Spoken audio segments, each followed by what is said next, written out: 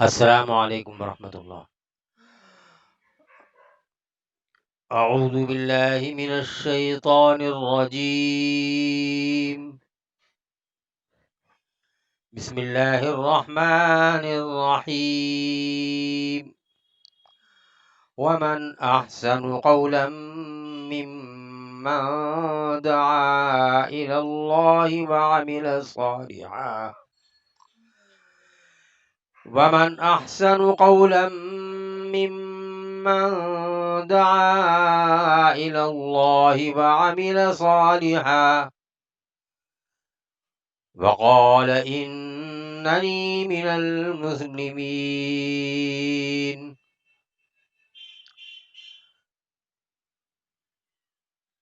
حاضرین محترم، ابھی آپ کے سامنے سورہ حامیم سجدہ کی آیت نمبر 33 پیش کی گئی۔ ان کا ترجمہ اس طریقے سے ہے: پناہ پکڑتا ہوں میں اللہ کی شیطان مردود سے، شروع کرتا ہوں اللہ کا نام لے کر جو بڑا مہربان ہے، دینے والا ہے۔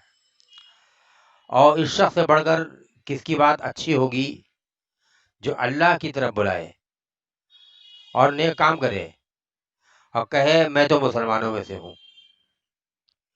پھر سے ترجمہ سنیے: ومن احسن قولا، کس کی بات زیادہ بہتر ہوگی، کس کی بات زیادہ اچھی ہوگی، ممن دعا الی اللہ، اس شخص کے مقابلے میں جو دعوت دے اللہ کی طرف، وعمل صالحا، اور عمل کرے نیک، وقال اننی من المسلمین، اور کہے میں تو مسلمانوں میں سے ہوں۔ یہ سورہ حامیم سجدہ کی آیت نمبر 33 ہے جو آپ کے سامنے پیش کی گئی، اور اس کا ترجمہ اور مفہوم پیش کیا گیا۔ یہ آیت ان آیات کے بعد ہے جو اس سے پہلے کے درس قرآن میں پیش کی گئی تھی۔ ان الذین قالوا ربنا اللہ ثم استقاموا، بے شک وہ لوگ جنہوں نے کہا ہمارا رب اللہ ہے، پھر وہ جم گئے۔ جمنے کا مطلب کیا ہے، یہ واضح کر دیا گیا تھا پہلے کہ جب اللہ کو رب کہا تو کسی اور کو رب نہیں کہا۔ جب ایک مرتبہ کو اللہ کو رب کہہ دیا تو پھر اس کی ربوبیت کا انکار نہیں کیا، اور اللہ کو رب کی حیثیت سے ماننے میں، اس کا اقرار کرنے میں، اس کا اعلان کرنے میں، اور اس پر قائم رہنے میں جو رکاوٹیں آتی ہیں، ان رکاوٹوں کو پس پش ڈال کر بھی اللہ کی ربوبیت کے اعلان اور اعتراف پر قائم و دائم رہے، وہ استقامت ہے۔ اور یہ بھی بتائی گئی تھی بات کہ استقامت کے اندر یہ بات بھی شامل ہے کہ ہماری زندگی کے اعمال بھی اللہ کی ربوبیت کی گواہی دے رہے ہوں، ان کے مطابق ہوں۔ یہ اور مختصر سی ترشیحات پیش کی گئی تھی جب وہ آیت پیش کی گئی تھی۔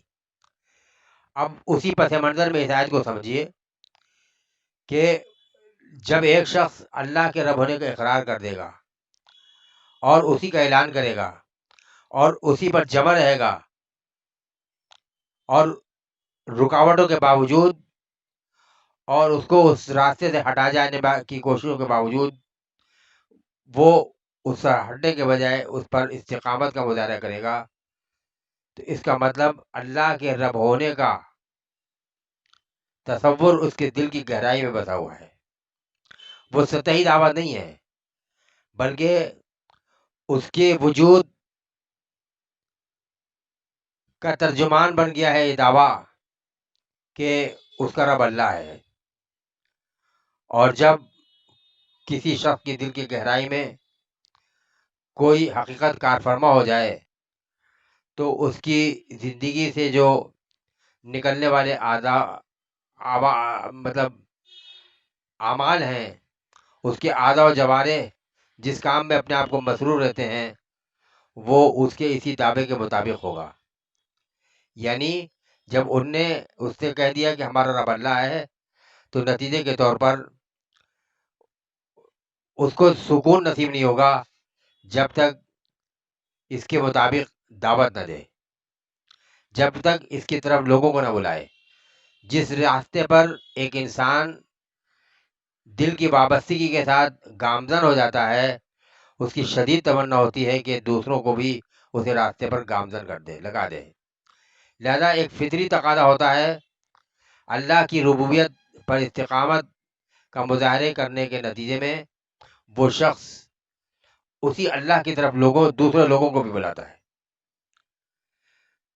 اس کے بغیر اس کو سکون نصیب نہیں ہوتا ہے۔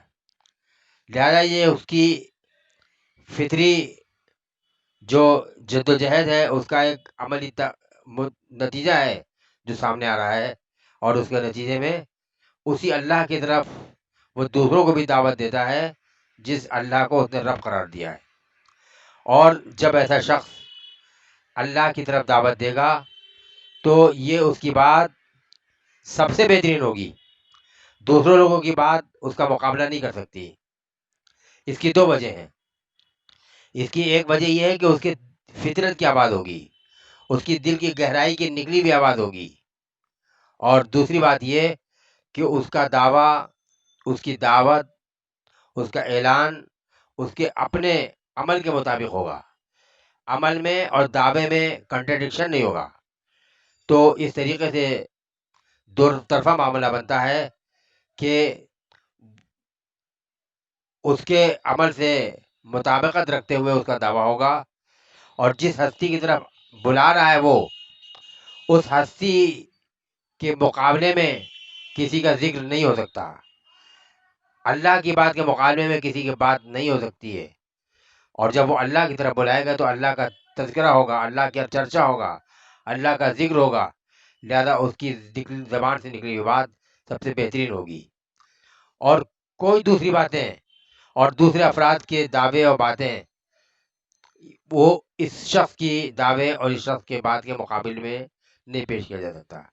لہذا اللہ نے فرمایا ومن احسن قولا ممن دعا الی اللہ، اس شخص سے بڑھ کر اچھی بات کس کی ہوگی جو اللہ کی طرف بلائے۔ تو جو اللہ کی طرف بلائے گا وہ اس کی اپنی نفسیات کے مطابق ہوگا اور اس کے فطرت کے تقاضے کے عین مطابق ہوگا۔ تو اس سے پتہ یہ چلا کہ اللہ کی طرف دعوت دینا یہ اس کی فطرت کا تقاضا اور فطری دعوے کا نتیجہ ہے۔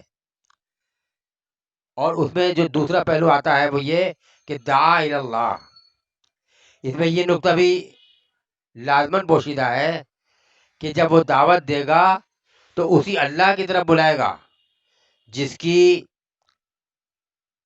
وحدانیت کی طرف اس کا دل گواہی دے رہا ہے، کسی اور کی طرف دعوت نہیں دے گا۔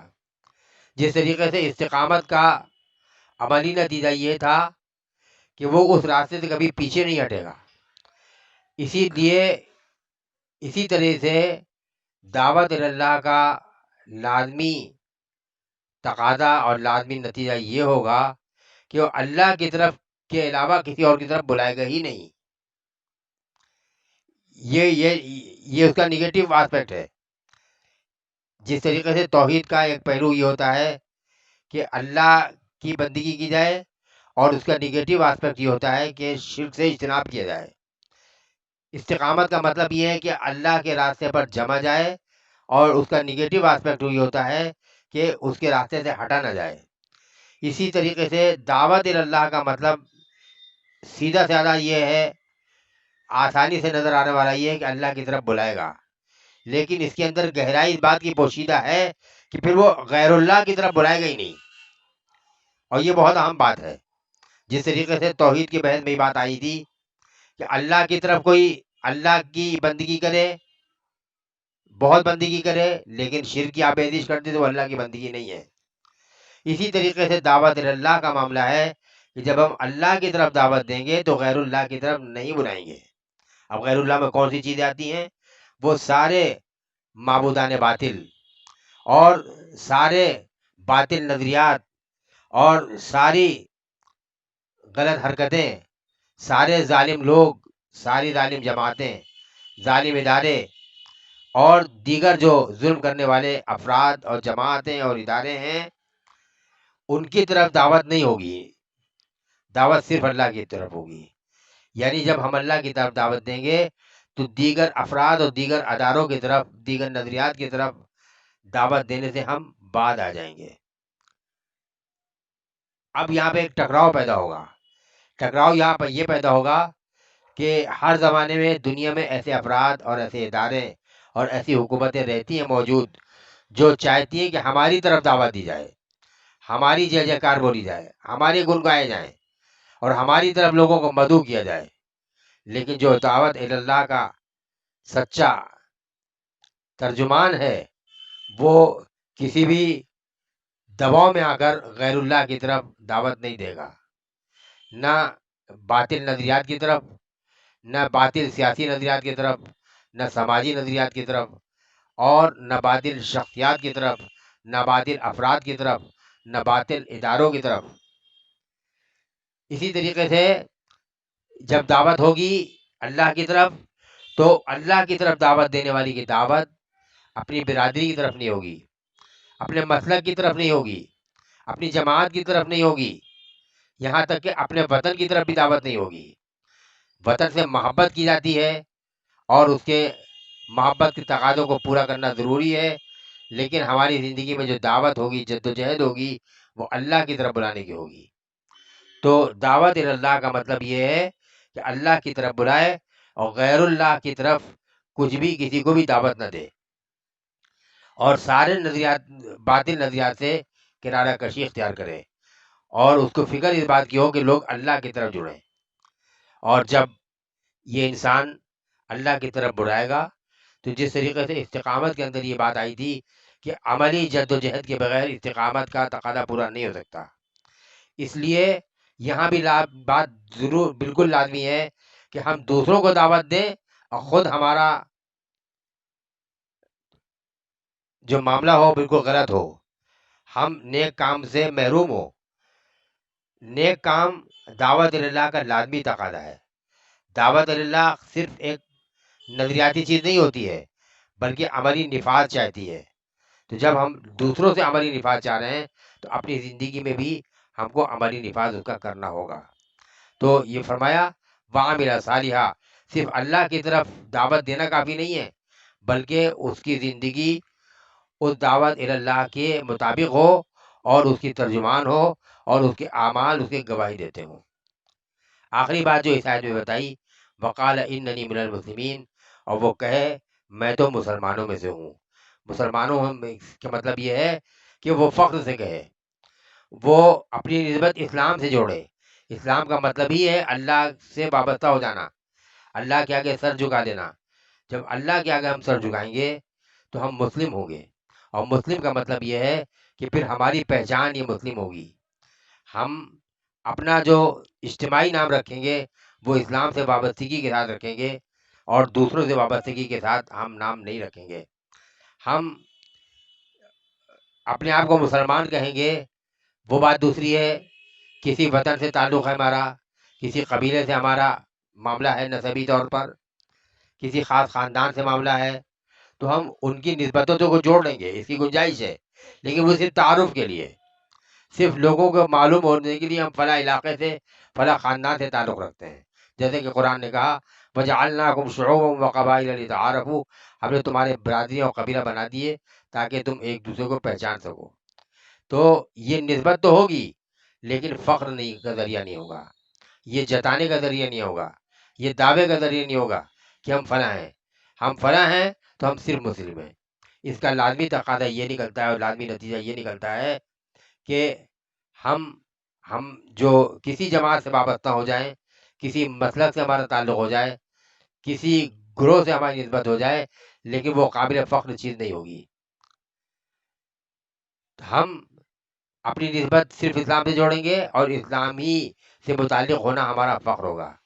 ہم یہ بات کا فخر نہیں کریں گے کہ فلاں نسبت سے ہم جڑے ہوئے ہیں، ہم شیعہ ہیں، ہم سنی ہیں، ہم دیوبندی ہیں، ہم فلاں جماعت کے ہیں اور فلاں جماعت کے ہیں۔ یہ چیزیں پہچان کے لیے ہو سکتی ہیں لیکن قابل فخر نہیں ہے۔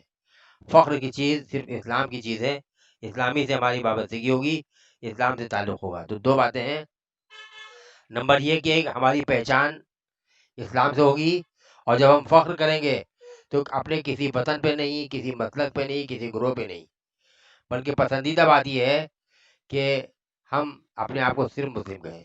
اس کی تائید اس آیت سے بھی ہوتی ہے۔ اللہ تعالیٰ نے سورہ حج کے آخر میں فرمایا ہوا سماکم المسلمین من قبل وفی ہذا، اس نے تمہارا نام مسلمان رکھا ہے اس کتاب میں بھی اور اس سے پہلے بھی۔ اس کا مطلب یہ کہ دین اور مذہب سے جو تعلق ہوگا ہمارا، وہ اسلام کی نسبت سے ہوگا، کسی جماعت کسی گروہ کی نسبت سے نہیں ہوگا۔ سماکم المسلمین کا مطلب یہ ہوتا ہے کہ ہمارا نام مسلمان رکھا گیا ہے۔ ایک ہوتی ہے ہماری صفت، صفت تو ہے ہی ہے مسلم۔ مثال کے طور پر مجھ کو لوگ حافظ اشتیاق کہتے ہیں، یہ حافظ ہونا میری ایک صفت ہے، نام نہیں ہے۔ اشتیاق میرا نام ہے، ذاتی نام ہے۔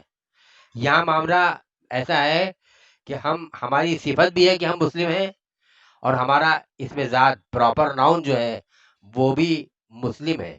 سماکم المسلمین کا مطلب یہی ہوتا ہے، جیسے وہ کوئی کہے سماہ الاشتیاق، اس نے اس کا نام اشتیاق رکھا، باپ نے اپنے بیٹے کا نام عبد الرحمن رکھا، بالکل اسی طریقے سے یہ بات ہے۔ یعنی عبداللہ کی کوالٹی کیا ہوگی یہ الگ بات ہے، وہ کیا ڈاکٹر بنے گا، انجینئر بنے گا، قاری بنے گا، مفتی بنے گا، یہ الگ بات ہے، لیکن اس کا جو اس میں خاص ہے جس کو پراپر نام کہتے ہیں وہ مسلم ہوگا۔ تو بحیثیت ملت کے، بحیثیت دین کے، بحیثیت مذہب کے، ہمارا جو نام ہے وہ مسلم ہے۔ لہذا لفظ دین کے لیے، دین کی پہچان کے لیے لفظ مسلم کے ساتھ ذائقہ جوڑنا کسی چیز کا، کہ ہم شیعہ مسلمان ہیں، ہم سنی مسلمان ہیں، ہم مقلد مسلمان ہیں، ہم غیر مقلد مسلمان ہیں، ہم اہل حدیث مسلمان ہیں، ہم اہل حنفی مسلمان ہیں، یہ کچھ نہیں چلے گا۔ دین کی نسبت سے یہ ساری نسبتیں بے بنیاد ہیں۔ اس میں کوئی مسلک پسند ہے اس کو ہم عمل کر سکتے ہیں، لیکن اپنی نسبت اس مسلک سے جوڑ کر وہ نام نہیں رکھیں گے، نام صرف مسلم رکھیں گے۔ تو خلاصے کے طور پر یہ بات کہی جا سکتی ہے اس آیت کے حوالے سے کہ جب دل کی گہرائی میں اللہ کی ذات کا تعلق تصور پیوست ہو جاتا ہے تو فطری نتیجہ یہ ہوتا ہے، اور ہم سے فطری تقاضا بھی ہے کہ ہم اللہ کی طرف دعوت دیں، یعنی ایسی صرف اپنی تک محدود نہ رکھیں، بلکہ اس دعوت کو ہم عام کریں، لوگوں تک پہنچائیں، اور جب دعوت دیں تو اللہ کی طرف بلائیں، کسی اور کی طرف نہ بلائیں۔ اور جب ہم اللہ کی طرف دعوت دے رہے ہیں تو ہمارا اپنا جو معاملہ ہے عمل کا وہ نیکی کا ہو، اور اللہ کی نسبت سے اللہ کی ربوبیت کا نمائندہ ہو، وہ عمل صالحہ نیک کام کیا، اور وقال اننی من المسلمین، اور دعوے کے ساتھ وہ اپنے آپ کو مسلمان ہونا قرار دے، یعنی عمل سے بھی مسلمان ہوگا اور اپنا اس میں خاص بھی مسلمان رکھے گا۔ ہمارے لیے فخر کی چیز کسی نسبت سے جوڑنا نہیں بلکہ اسلام سے جوڑنا ہے۔ واخر دعوانا الحمدللہ رب العالمین۔ السلام علیکم۔